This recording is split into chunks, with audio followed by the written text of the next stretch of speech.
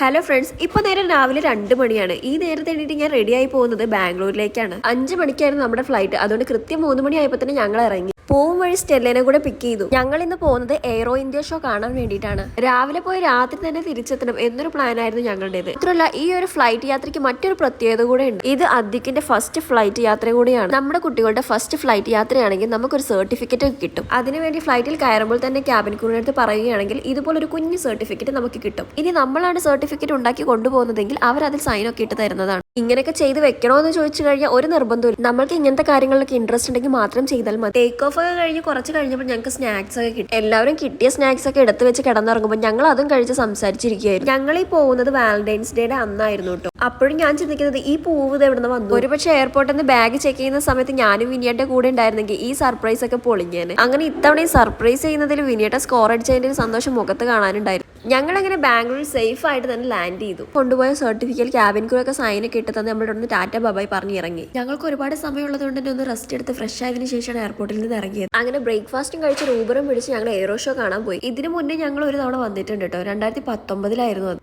Show തുടങ്ങാൻ കുറച്ചും കൂടി സമയമുള്ളത് കൊണ്ട് തന്നെ ഇവിടുത്തെ എക്സിബിഷൻ ഹാളിൽ കയറി കുറച്ച് നേരം അവിടെ സ്പെൻഡ് ചെയ്തു. ഒരുപാട് ഫൈറ്റർ ജെറ്റുകളും ഹെലികോപ്റ്റേഴ്സും ഒക്കെ ഇവിടെ ഷോയ്ക്ക് വെച്ചിട്ടുണ്ടായിരുന്നു. നിങ്ങൾക്ക് ഈ എയ്റോ ഇന്ത്യ ഷോനെ കുറിച്ച് കേട്ടറിവ് മാത്രമാണ് ഉള്ളതെങ്കിൽ ഒരു തവണയെങ്കിൽ നിങ്ങൾ പോയി കാണണം കേട്ടോ. ഇത്തവണ ഷോയ്ക്ക് പോകാനുള്ള മെയിൻ റീസൺ എന്താണെന്ന് വെച്ചാൽ യുഎസിന്റെ F-35, F-60, റഷ്യയുടെ Su-57 ഫ്ലൈ ചെയ്യുന്നുണ്ടായിരുന്നു. കണ്ടതിൽ വെച്ച് എനിക്ക് ഏറ്റവും ഇഷ്ടമുള്ളത് ഈ സൂര്യകിരണിന്റെ പെർഫോമൻസ് ആണ്. ഇങ്ങനെ ഒരു ഷോയ്ക്ക് വരാനുള്ള മെയിൻ റീസൺ എന്റെ ഹസ്ബൻഡ് തന്നെയാണ്. ആൾക്ക് ഫ്ലൈറ്റിനോടും ഫൈറ്റർ ജെറ്റിനോടൊക്കെ ഉണ്ടാവുന്ന ഒരു ഇഷ്ടമാണ് ഞങ്ങൾ ഈ ഒരു ഷോയ്ക്ക് എത്താനുള്ള റീസൺ. എന്തായാലും ഞാൻ ഇതിന്റെ ഒരു ഫുൾ വീഡിയോ യൂട്യൂബിൽ അപ്ലോഡ് ചെയ്യുന്നത്. അങ്ങനെ ഷോ എല്ലാം കഴിഞ്ഞ് ഈവനിങ് ഫ്ലൈറ്റിന് ഞങ്ങൾ വേഗം കൊച്ചിയിലേക്ക് തന്നെ പോയി. അപ്പോൾ പുതിയ വിശേഷങ്ങളായിട്ട് നെക്സ്റ്റ് വീഡിയോയിൽ കാണാം. ബൈ.